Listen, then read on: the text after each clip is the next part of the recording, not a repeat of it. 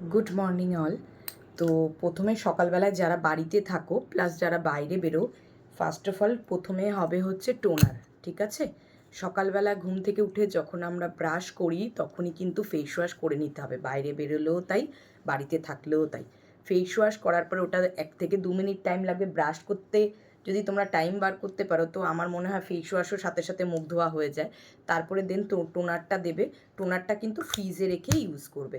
টোনারটা দেওয়ার পরে কি করবে, একটা ময়েশ্চারাইজার দেবে, দেন সানস্ক্রিন মেখে রান্না করতে যাও, বাচ্চাকে স্কুলে দিতে যাও বা আদার্স কাজ করো আর না করো, সকালবেলার প্রসেস কিন্তু তাই হবে। প্রথমে হচ্ছে ময়েশ্চারাইজার, তারপরে হচ্ছে তোমার সানস্ক্রিন। এটা কিন্তু সানস্ক্রিন কিন্তু মাস্ট, বাড়িতে যারা আছো তাদের জন্য, বাইরে যারা বেরোচ্ছ তাদের জন্য। এবার একটা কাজ করতে পারো, যারা বাইরে বেরোচ্ছ তারা কি হবে, সানস্ক্রিনের পরে হালকা লাইট ওয়েট কোনো ফাউন্ডেশন বা কম্প্যাক্ট পাপ করে যেতে পারো, যারা অফিসে যাচ্ছ বা স্কুলে যাচ্ছ বা বাইরে বেরোচ্ছ। আর যারা বাড়িতে থাকছো তারা প্লেন ময়েশ্চারাইজার আর হচ্ছে ময়েশ্চারাইজারের পরে একটু সানস্ক্রিন অ্যাপ্লিকেশন করে নেবে। ঠিক আছে, আর বাড়িতে থাকলে মর্নিং নেই কিন্তু একটু হালকা লিপ বামও কিন্তু লাগিয়ে নেবে। এটা হলো আমাদের মর্নিং কেয়ার। যাদের যেখানে প্রবলেম হচ্ছে আমাকে বলবে। কন্টিনিউ এই মর্নিং কেয়ারটা তোমার চলবে হচ্ছে 2 মাস।